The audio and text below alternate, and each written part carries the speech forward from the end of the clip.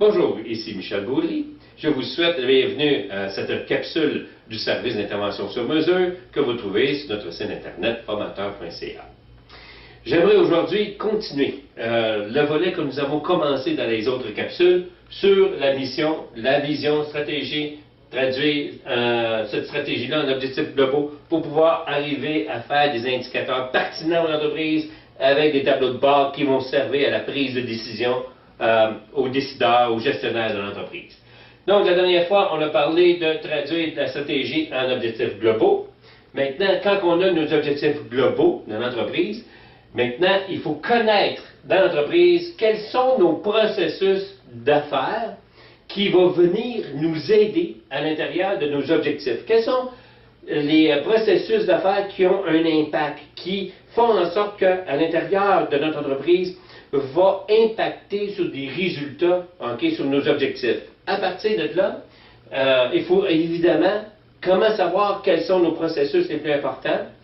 C'est sûr que tout ce qu'il y a de vente, production, approvisionnement, sont des processus qui rentrent à l'intérieur de la production de l'entreprise. Quand on touche directement à la production, évidemment, si je suis un manufacturier de meubles, de bois par exemple, c'est sûr que tous les processus qui affectent ma mission, toujours se retenir que lorsqu'un processus affecte la mission de l'entreprise, c'est un processus essentiel de l'entreprise. Il y a d'autres processus qui sont ce qu'on appelle des processus de support. Les gens me disent souvent, Michel, c'est quoi la différence entre un processus de soutien ou de support et un processus vital de l'entreprise?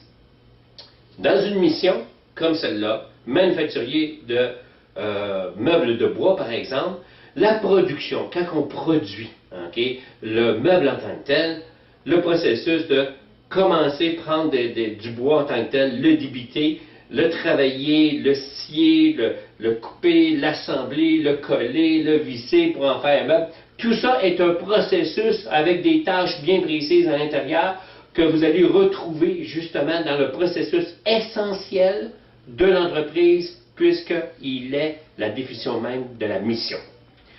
Des supports, des processus de support, vous allez prendre par exemple un processus d'embauche.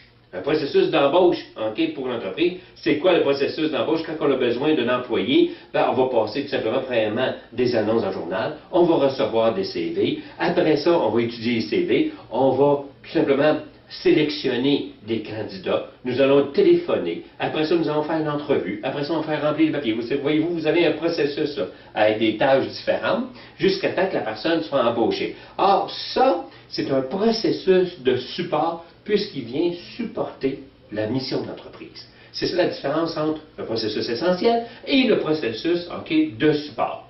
Donc, à partir de là, nous allons cartographier le processus d'affaires. C'est quoi une cartographie processus d'affaires?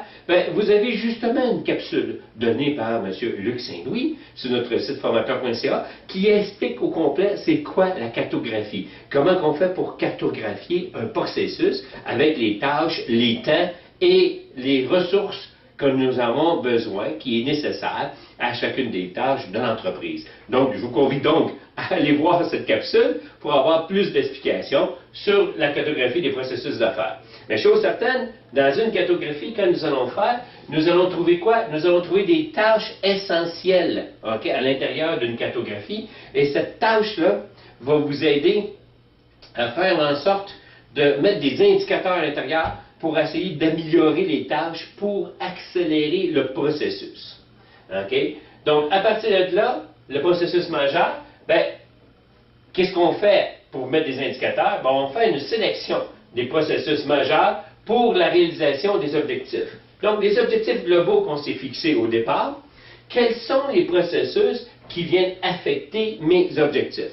Évidemment, l'embauche, normalement, ne fait pas partie trop des objectifs globaux. Donc, oui, il est nécessaire à l'entreprise, mais il n'est pas un processus majeur pour l'atteinte des objectifs que j'ai dans mon entreprise. Donc, il faut les sélectionner. Donc, l'achat, par exemple, le processus d'achat de matériel, ça, c'est majeur. La vente, c'est majeur. La production des produits, c'est majeur.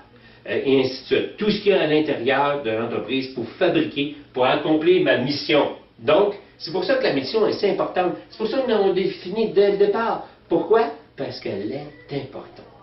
Je vais terminer ce point-là, que toujours rattacher tout ce qu'on fait avec la mission pour pouvoir bien prendre nos décisions. Et à partir de là, sur la prochaine capsule, nous allons continuer notre démarche jusqu'à temps que nous ayons nos indicateurs. D'ici là, Michel Baudry, qui vous dit bonjour.